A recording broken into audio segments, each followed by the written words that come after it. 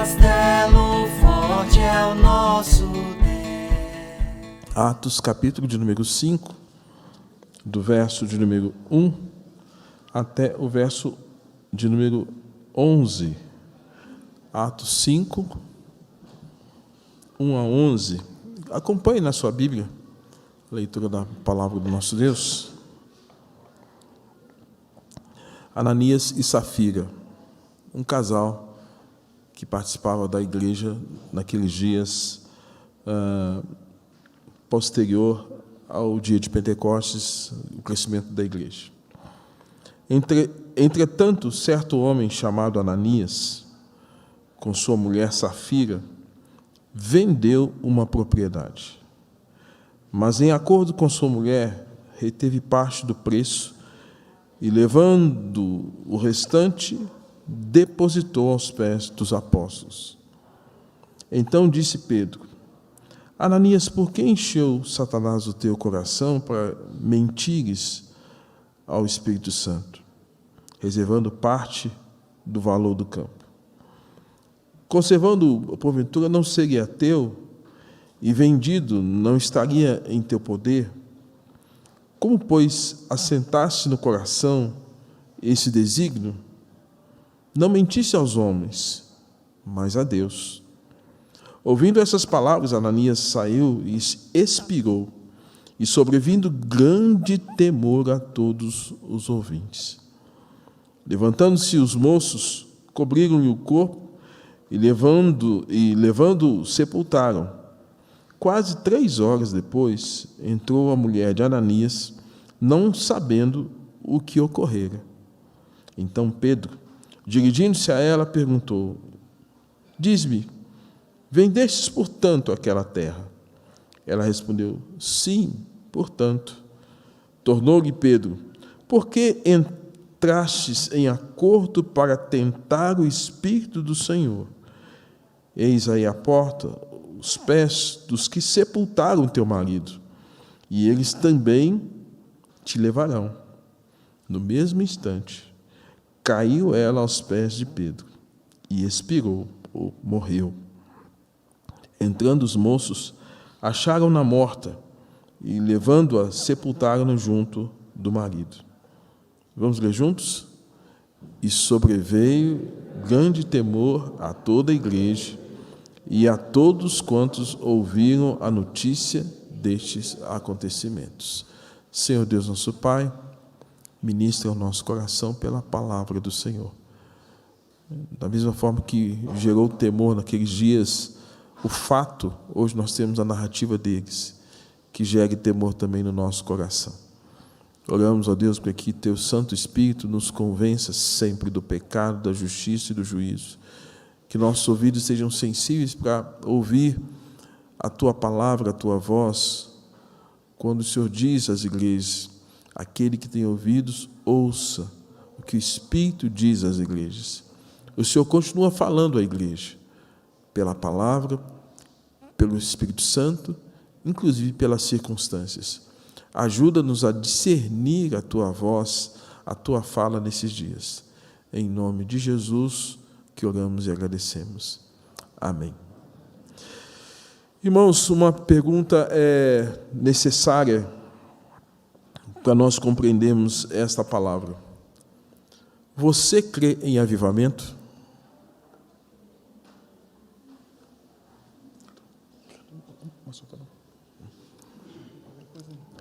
Você crê em avivamento? E quando eu falo de avivamento,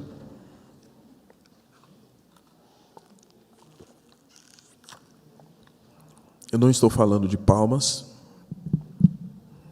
Quando eu falo de avivamento, não estou falando de música agitada. Quando eu estou falando de avivamento, não estou falando de músicas joviais.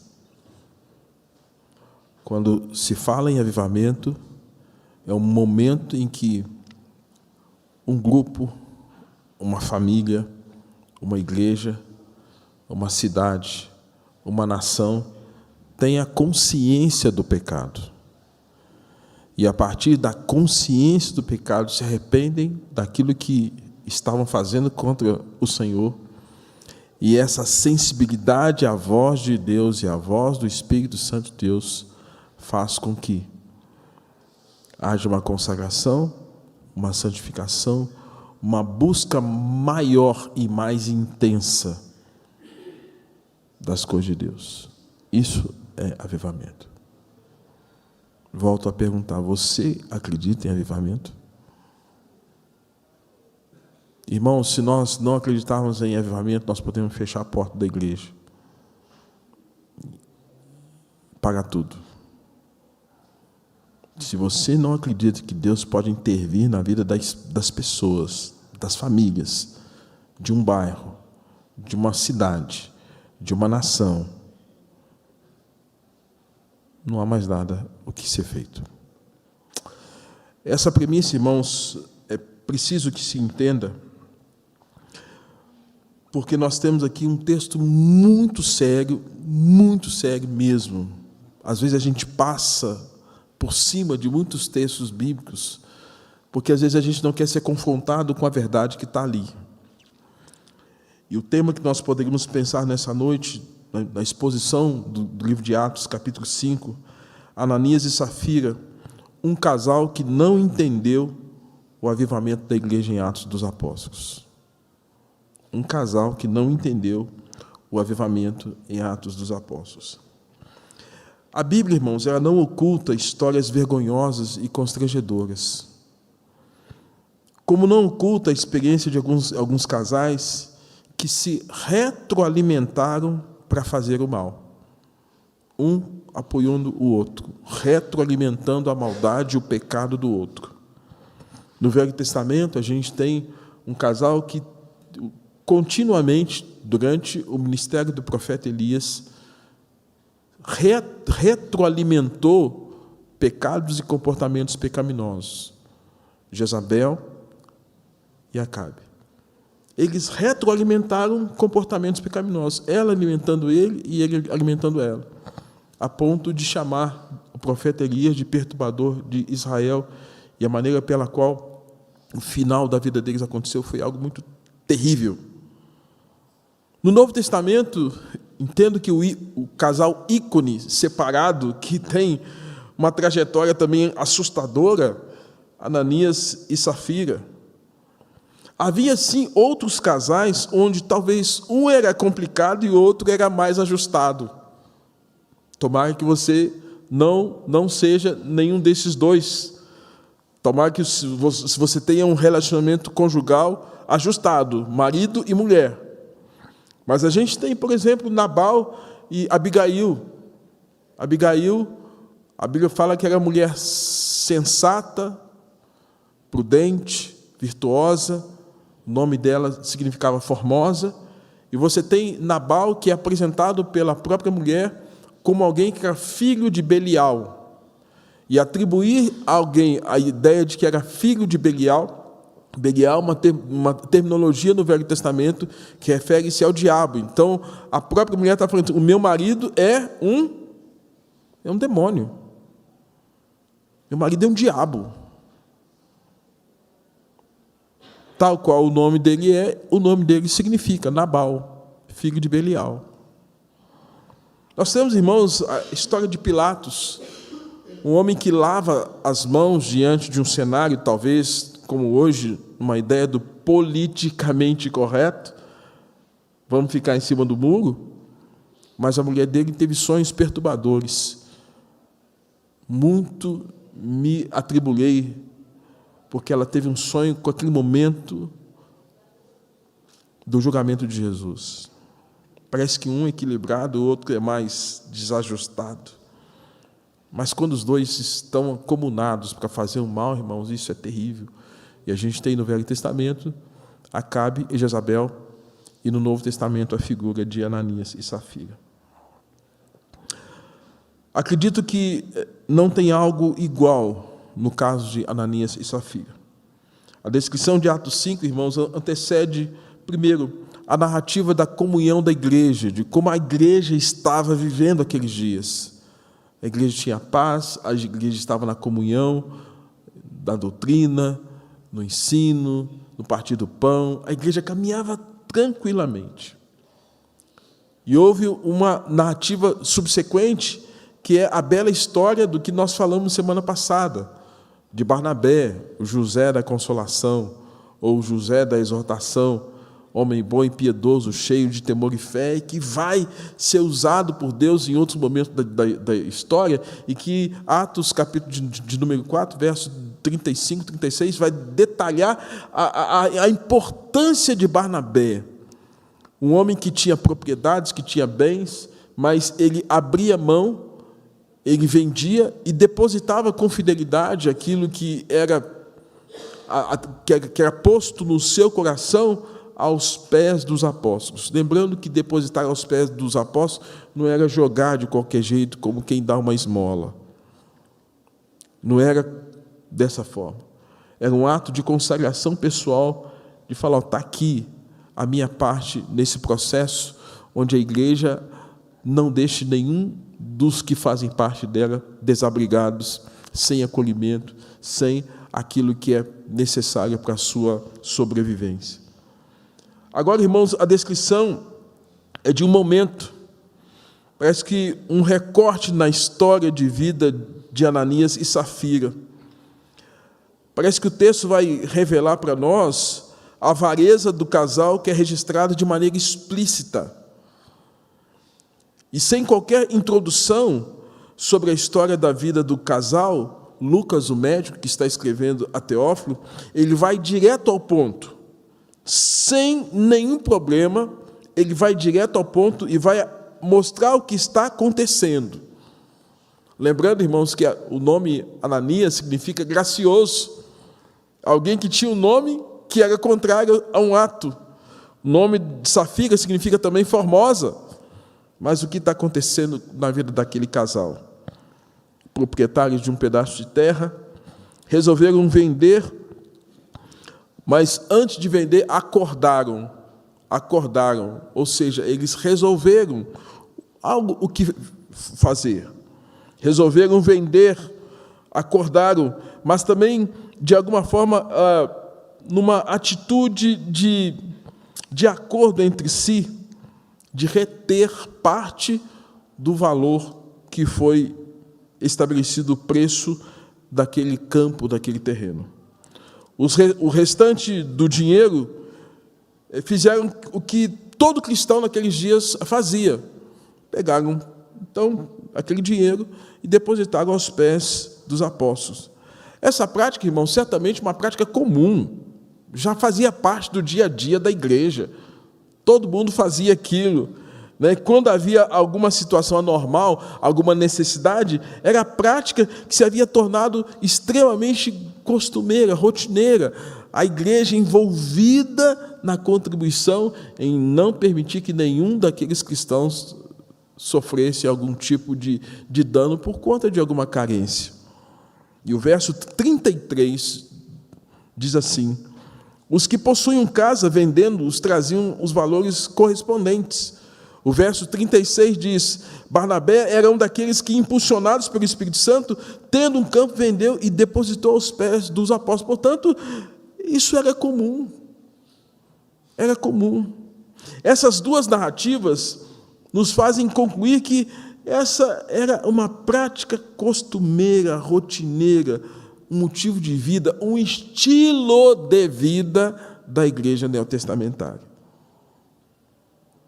Havia desprendimento de bens, o recurso capitalizado pela igreja era transformado em benefício aos necessitados, o coração generoso e a consciência da igreja levava à consagração do dinheiro e depositar aos pés dos apóstolos. Não era uma expressão literal, como diz, de pegar o dinheiro e colocar ali como quem dá uma esmola. Embora, não sei se você sabe, que no contexto jurídico e das instituições públicas, hoje, nenhum pastor recebe salário. É chamado de côngua.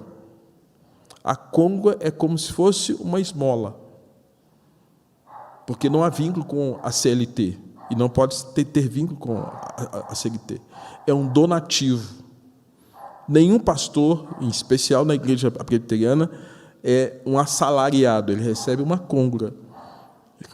Mas eu quero que você entenda que a prática neotestamentária era depositar aos pés dos apóstolos, evidentemente, suprindo as necessidades dos apóstolos e suprindo a necessidade daquelas pessoas que estavam ali. A generosidade era uma marca da graça sobre a igreja, daquilo que Deus produziu nos corações, no sentido de que melhor era dar do que receber. Então, isso era comum. Mas Atos 5 vai trazer para nós um problema.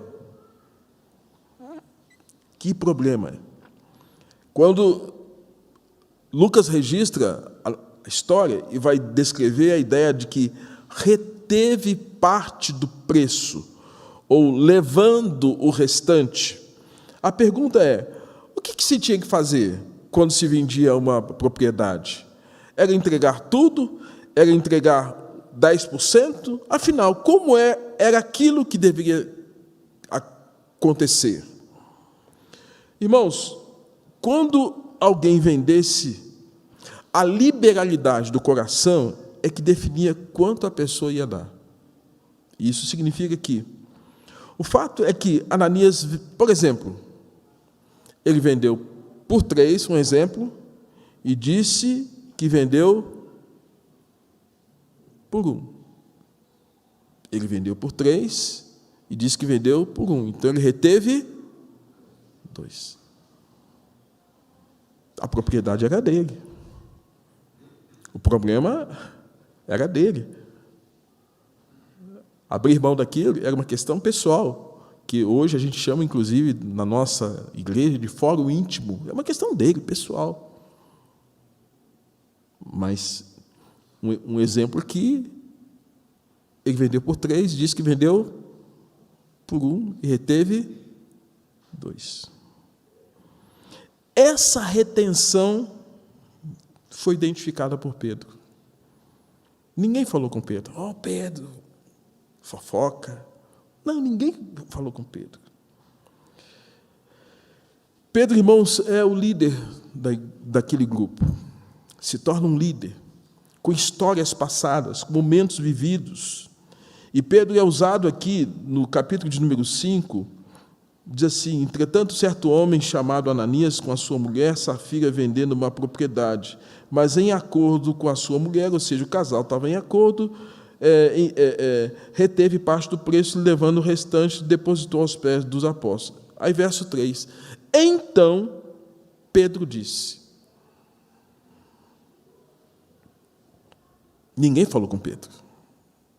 Ninguém disse a Pedro que estava acontecendo. Mas, Deus. A mentira do casal havia sido materializada com uma reserva. Não tinha problema se eles falassem, olha, nós vendemos por 1, só isso. Mas eles falaram que venderam por 3 e deram, eles venderam por 3 e deram 1, no exemplo que eu dei. Irmãos, então, usando um argumento lógico, um argumento dedutivo, Pedro vai dizer o seguinte: conservando o campo, ele não seria seu? Você não vou vender, é seu. E vendido, o valor não estaria em suas mãos? Não estaria em seu poder? Também. A conclusão. Se tivessem falado, vendemos por 3x, o valor seria deles da mesma forma. Mas falaram, vendemos por 1x, sendo que venderam por 3x. Isso significou o quê, irmãos? Mentira. O problema está aí. Está aí a mentira. O pecado maior não foi simplesmente reter, não foi o bem.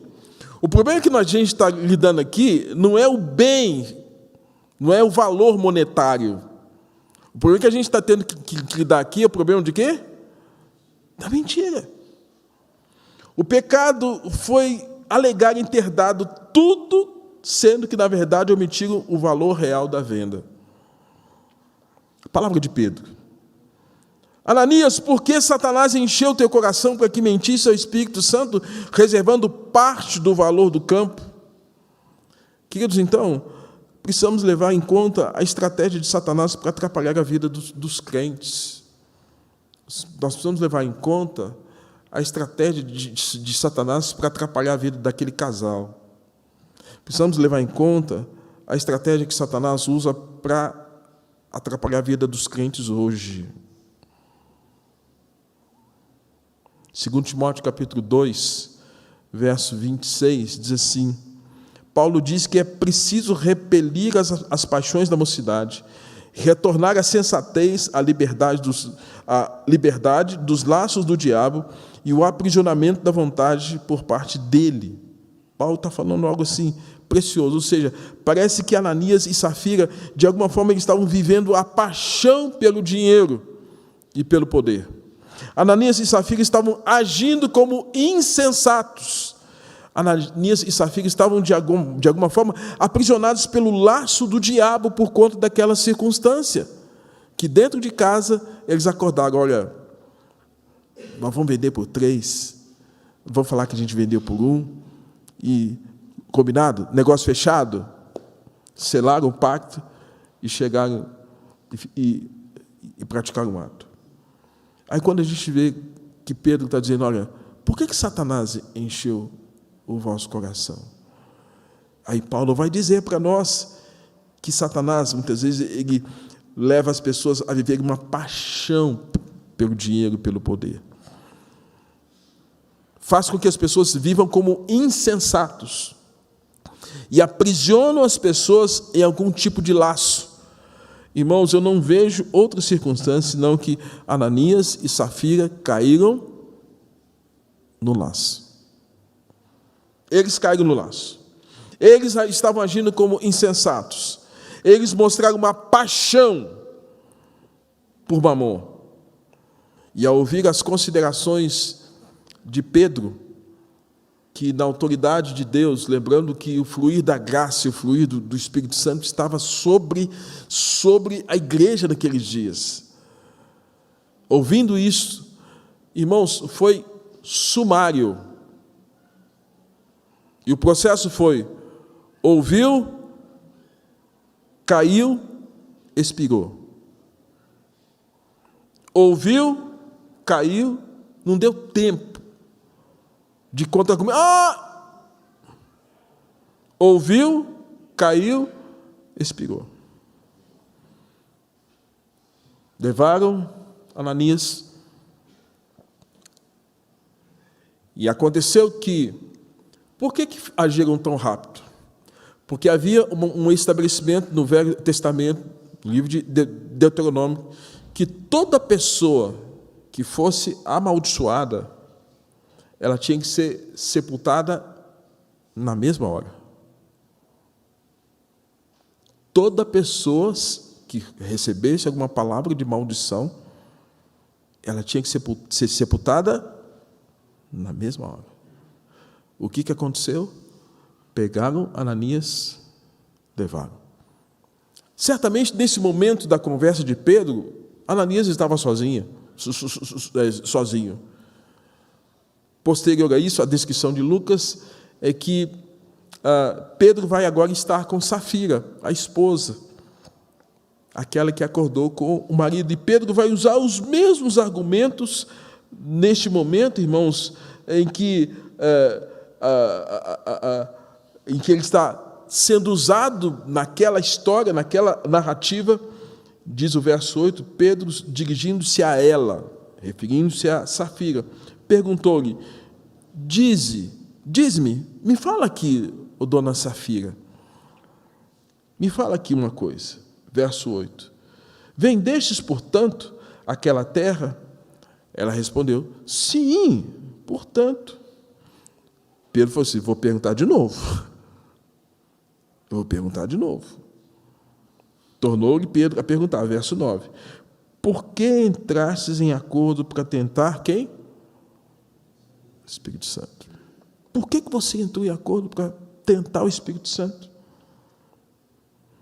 Está aqui a porta, os pés, daquele que sepultaram seu marido. Ela nem sabia que o marido tinha morrido.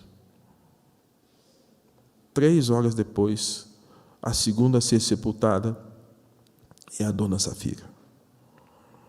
Eles também te levarão. E verso 10 diz, no mesmo instante, processo. Ouviu, caiu, expirou, sepultado. Ouviu, caiu, expirou, sepultado. Aconteceu a mesma coisa com ela. Irmãos, parece-me que nós temos um grande problema aqui. No Velho Testamento, texto que o senhor Edson leu, de Josué, capítulo de número 7, vai falar o fato de Deus estar chamando a nação de Israel a atenção, porque havia um pecado na comunidade de Israel. E na comunidade de Israel, nós temos que ver a nação de Israel como a igreja do Velho Testamento. Alguém fala, mas a igreja só começou no Novo Testamento. Não, a igreja já existia. Israel era a igreja de Deus no Velho Testamento. Deus não tem 2 igrejas.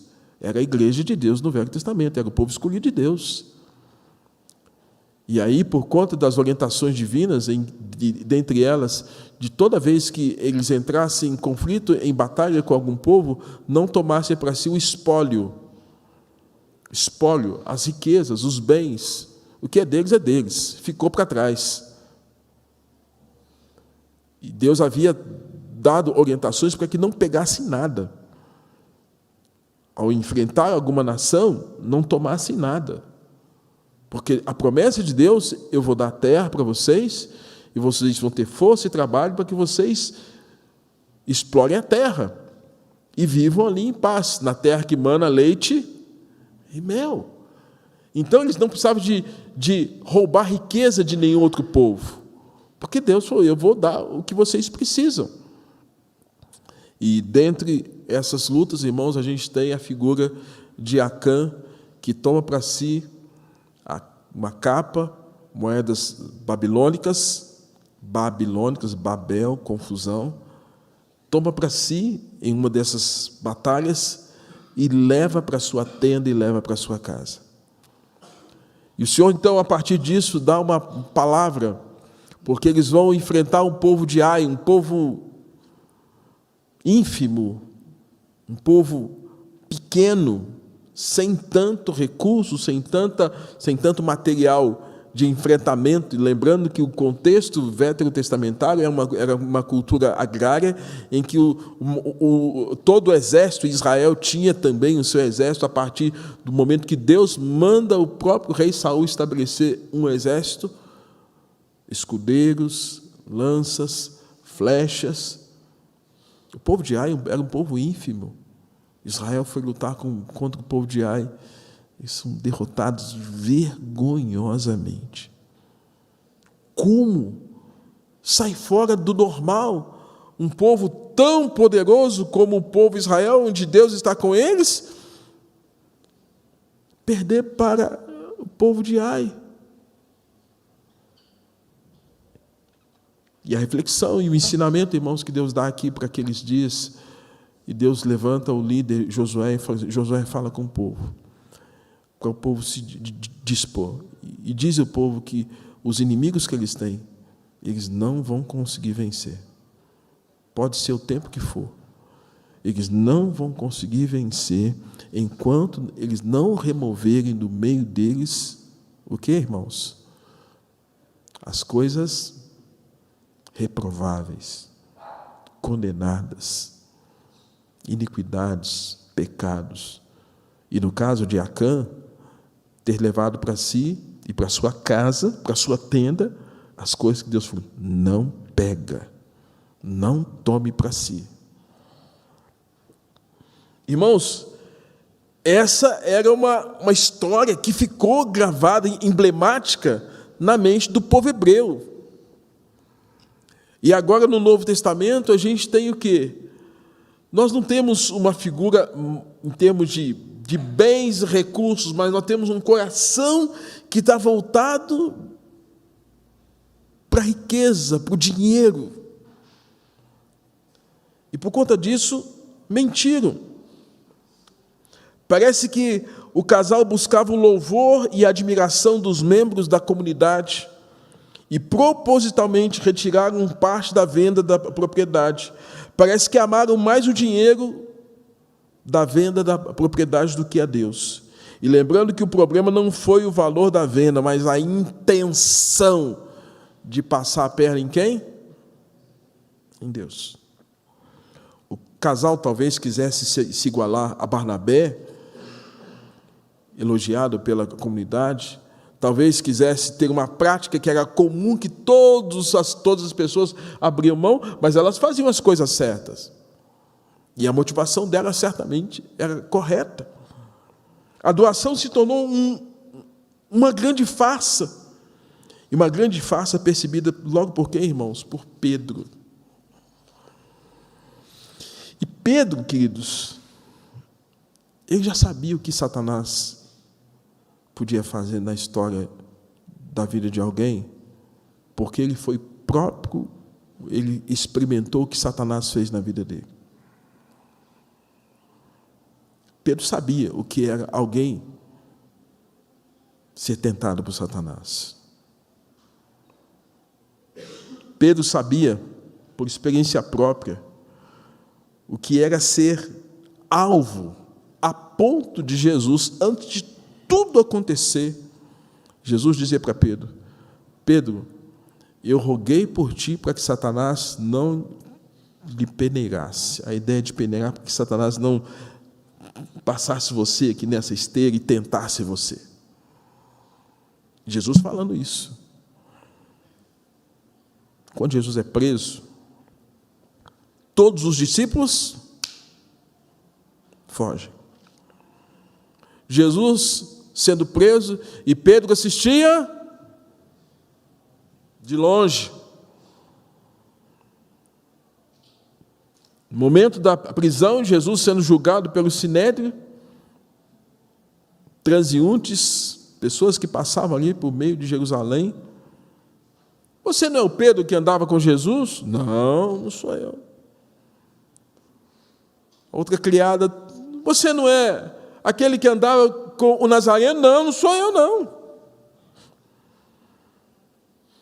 E mais uma vez, parece que Pedro tinha um problema com criada, né? A criada fala: você não é aquele que andava, porque o teu modo de falar não nega. O teu modo de falar te condena, você andava com Jesus. E Pedro saiu xingando, não sabemos que Pedro xingou. Saiu praguejando a tudo e a todos. Ele sabia o que era ser tentado pelo diabo. E depois que tudo se cumpre, o galo canta, a Bíblia fala que Pedro chorou o quê? Aquele apóstolo, aquele pescador entrou num choro, num quebrantamento, irmãos. O que eu fui fazer? O que eu fui fazer? A quem eu fui negar? Pedro sabia, irmãos. Ele sabia. Mas também Pedro sabia, irmãos, que o crescimento da igreja incomodava Satanás. E por causa de Satanás, ele sabia que em alguns momentos Satanás poderia usar pessoas menos avisadas e atrapalhar e barrar o crescimento da igreja. Pedro sabia que Satanás podia barrar o crescimento da igreja. Porque pensa, irmãos, Atos 2, Pentecostes. Atos 2, Pedro prega, 3.000 pessoas se convertem.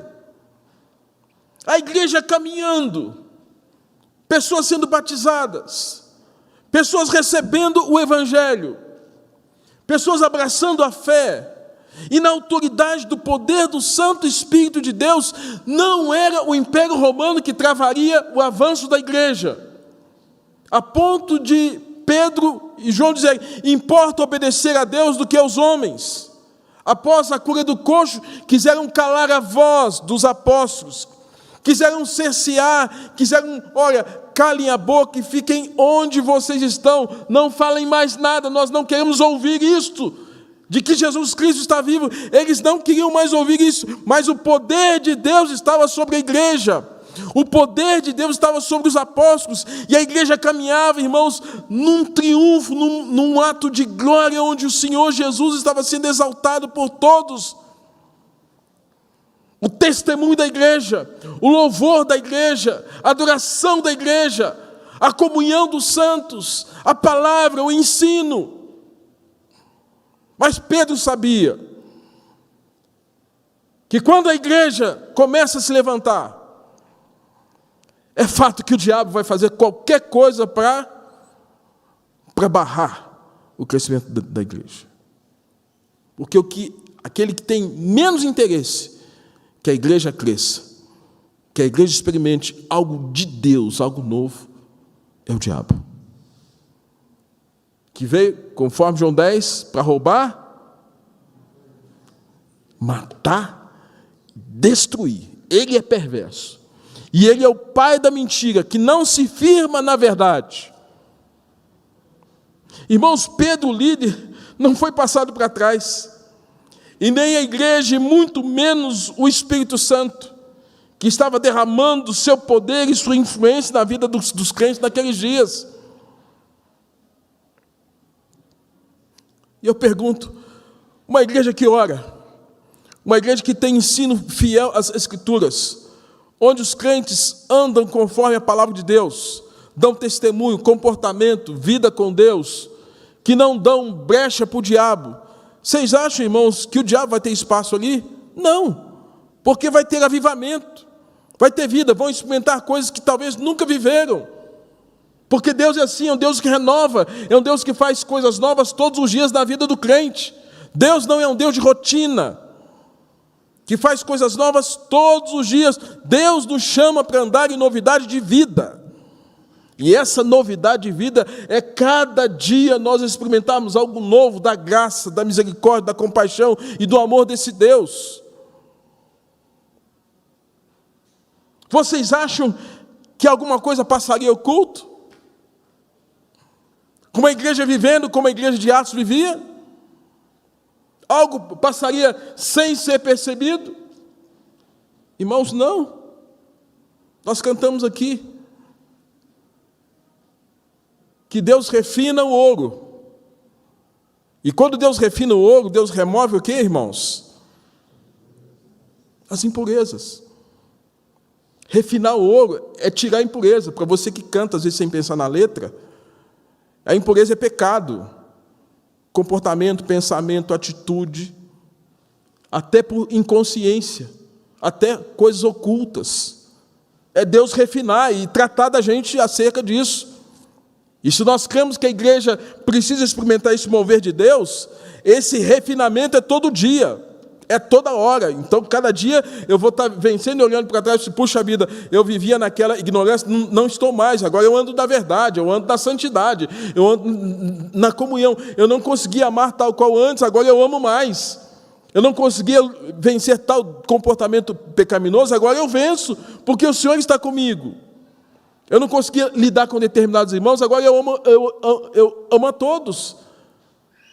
Irmãos, é isso, essa novidade. Eu não conseguia pregar nem para o meu vizinho, nem para o meu amigo, agora eu prego o evangelho para ele. Isso é avivamento. Isso é Deus agindo na vida da igreja. E nesse caso, irmãos, não passaria ileso um momento como aquele. Como não pode passar ileso momentos nos quais Deus está nos permitindo viver na comunhão e qualquer comportamento pecaminoso tirar-nos desse ponto. É isso que está acontecendo aqui. Simon Keistenmaker,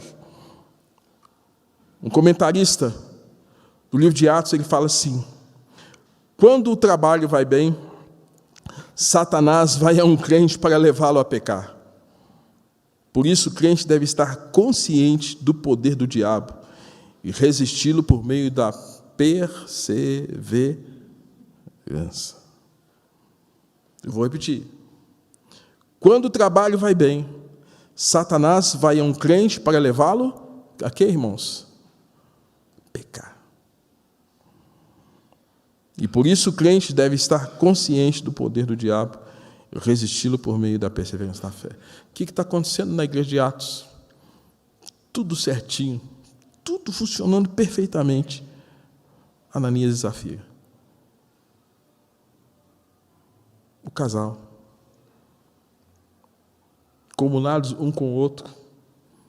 E duro, combinados com a mentira. E quem é o pai da mentira? O diabo.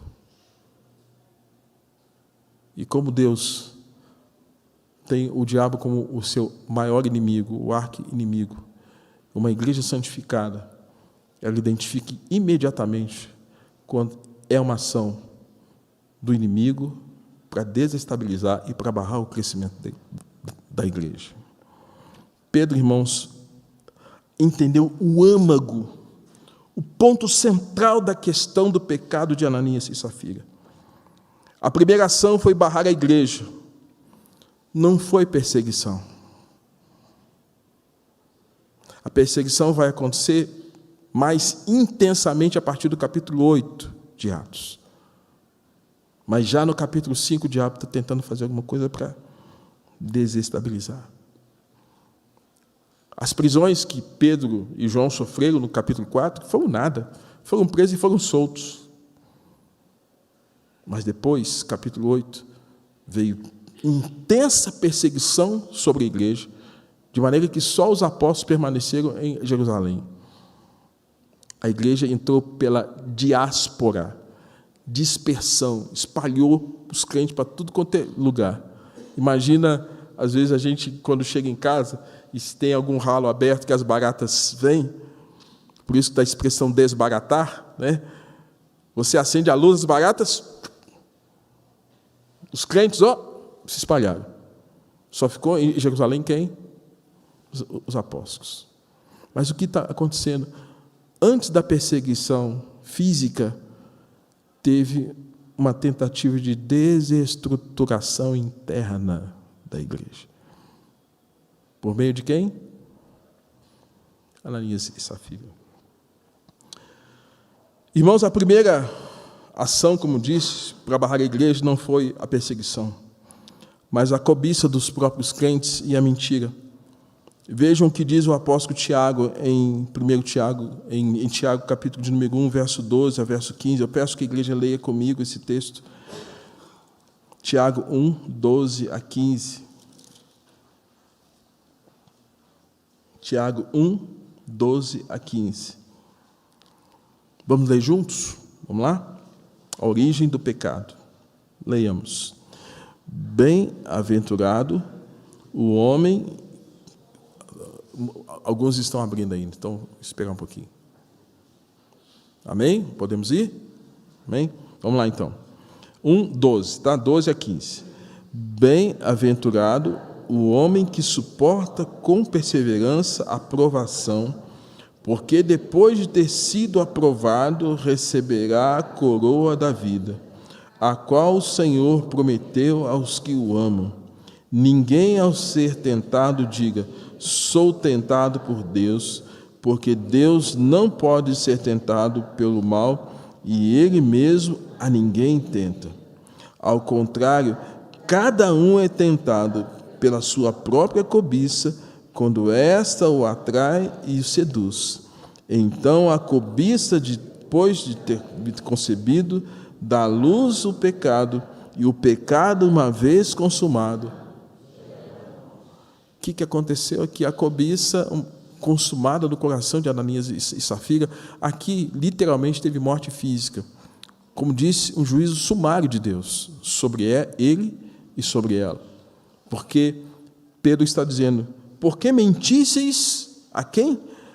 Ao Espírito Santo de Deus. E aí, ao mesmo tempo, por que mentisseis a Deus? Então a cobiça, ela gerou isso. Quando Ananias agiu com esta cobiça, excluiu Deus de sua vida e pecou deliberadamente.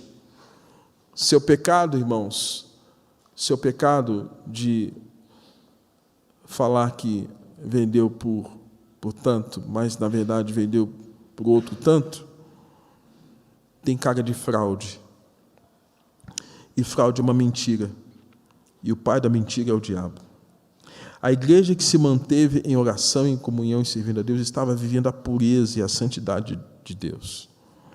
Jesus já havia ensinado na parábola das candeias, em Lucas capítulo de número 8, o próprio Lucas detalha isso no capítulo 8, versos 16 a 18, quando ele fala assim, que Jesus, contando a parábola, ele diz assim, nada oculto que não haja de manifestar-se, escondido que não venha a ser. O próprio Jesus ensinou, nada do que está oculto vai ficar escondido. E a vida do crente, irmãos, ela tem que ser uma vida de luz, de transparência. E quando a gente vive vida oculta ou outras vidas, uma hora essa outra vida vai ser revelada. É por isso que Deus nos chama para andar na luz, fazer a coisa certa, sempre. Nunca andar com os pés em duas canoas, mas andarmos na luz. E é exatamente essa condição que fez com que, a ausência dessa condição, que trouxe a Ananias essa ideia de nós podemos passar a perna em Deus. Talvez esqueceram do Salmo de número 139, que fala dos atributos incomunicáveis de Deus. Onisciência, onipresença e onipotência. Talvez esqueceram que se subisse aos céus, o Senhor estaria lá. Se descesse ao mais profundo abismo, o Senhor estaria lá. Antes que eles falassem qualquer coisa, Deus já sabia aquilo que eles iam falar. E nesse caso, eles não tomaram por fé a palavra do Senhor, os ensinamentos da igreja naqueles dias. E Ananias e Safira, irmãos, se tornam um casal ícone, que tem essa marca terrível, terrível no Novo Testamento. Ananias estava contrariando o que disse Paulo, quando Paulo haveria de ensinar posteriormente, porque nesse momento aqui, historicamente, Paulo ainda não era um convertido, muita coisa estava por acontecer até que ele se tornasse quem foi e depois escrevesse a igreja de Corinto. Talvez Ananias pudesse ter internalizado algum ensinamento veterotestamentário, quando diz assim, cada um contribua segundo tiver proposto no coração, não com tristeza ou por necessidade, porque Deus ama quem dá com... Ananias e Safira não deram com alegria, deram com fraude. O casal agora estava agindo com malandros, espertalhões, tentando passar a perna em quem? Em Deus. Numa igreja que estava em pleno avivamento, uma igreja que estava orando, uma igreja que estava buscando santificação, numa igreja que estava lutando contra o pecado, uma igreja que, de alguma forma, irmãos, estava rompendo aquele silêncio de 400 anos, onde Deus não levantou ninguém. Uma igreja que estava lutando para se reerguer e para que, de alguma forma, fosse pujante e usada pelo próprio Deus, como uma igreja triunfante, naqueles dias vitoriosa por conta da presença de Cristo. O casal, irmãos, agora estava agindo como esses malandros, espertalhões. E eu digo, e Deus não estava gostando daquilo. Deus não estava gostando daquilo. É com temor, irmãos, que eu vejo um texto desse, por isso que eu falo que às vezes a gente passa em cima de alguns textos, né? Ele é forte, não é? A história é forte, não é? Pesada, né? Muito pesada, irmãos. Quando o pastor prega aqui, meu Deus do céu, o primeiro que apanha sou eu, tá? O primeiro que sente o peso no coração sou eu. O Espírito Santo, é isso que você tem que pregar. A consideração que eu faço, irmãos, que não sejamos nós quem venhamos atrapalhar a obra de Deus nesses dias. Que não seja nenhum de nós que atrapalhe a obra de Deus por conta do pecado. Que não seja nenhum de nós que atrapalhe a vida de outro por conta de uma pedra de tropeço ou escândalo. que não seja nenhum de nós que minta a Deus e Deus pese a mão sobre nós, como pesou a mão sobre Davi, que durante 2 anos ocultou o seu adultério, o seu pecado com Batseba, e fez como que se nada tivesse acontecido. Que nenhum de nós seja instrumento dessa forma. Tem um livro, eu tentei achar, mas não consegui achá-lo, no meio dos livros daqui da igreja, dos meus livros que estão aqui, outros em casa. Eu tenho um livro, mas não achei o livro para mostrar para os irmãos. Tem um livro chamado Por que Tarda o Avivamento?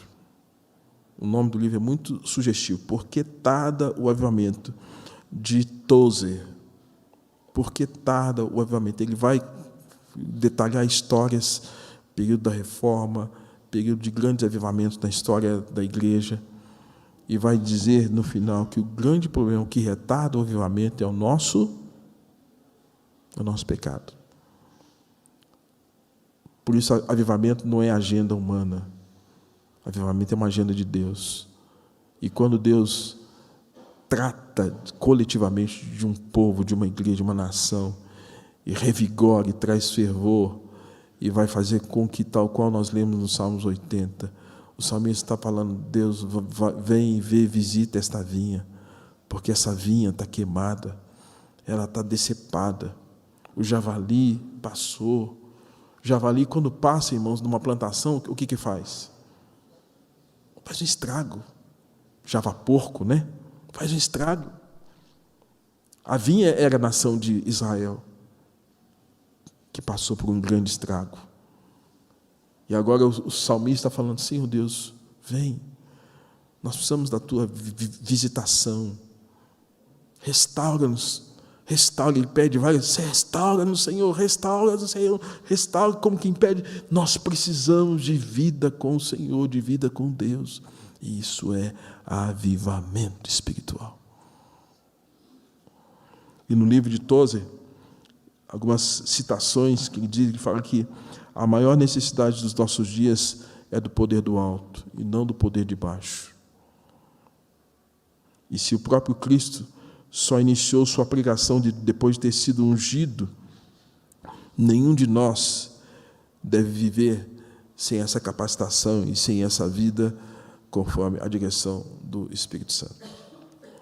Concluindo, irmãos, o que aconteceu com o casal, depois da confrontação, Ananias é incapaz de dizer qualquer coisa. Ele fica mudo. O Evangelho é o poder de Deus para a salvação de todo aquele que crê. É o poder de Deus que emudece a nossa voz, porque mostra quem de fato nós somos e o quanto nós precisamos da graça do Senhor. Segundo, Ananias saiu na condição de adorador. Gente, pense aqui, chegar aos pés dos apóstolos era uma atitude de adoração. Está aqui a minha oferta, está aqui as primícias, está aqui aquilo que meu coração generoso veio trazer para servir a Deus, e com esse recurso a comunidade servir as pessoas. Está aqui. Ele saiu de adorador, irmãos, uma condição de condenado, e condenado sumariamente, semelhante ao Velho Testamento, quando Nadab e Abiú ofereceram a Deus fogo estranho. O pecado, irmãos, ele faz os homens agirem irracionalmente. Aí Paulo vai dizer para nós, Romanos capítulo 12, rogo-vos, porém, pelas misericórdias de Deus, que apresenteis os vossos corpos por sacrifício vivo, santo e agradável a Deus, e não vos conformeis com esse século, mas transformai-vos pela renovação da vossa mente, para que vocês experimentem qual seja boa, perfeita e agradável vontade de Deus. Ananias saiu da condição de adorador a um homem condenado. Terceiro, Ananias serviu a Mamon, ao dinheiro. E Jesus disse: onde está o teu tesouro, aí vai estar o teu coração.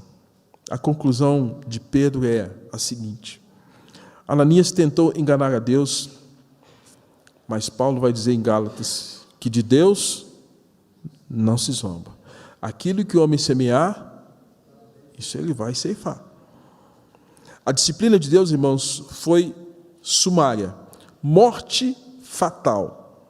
Morte do casal. Quem achou Safira morta e quem achou Ananias morto e quem foi sepultar, interessante que foram os moços.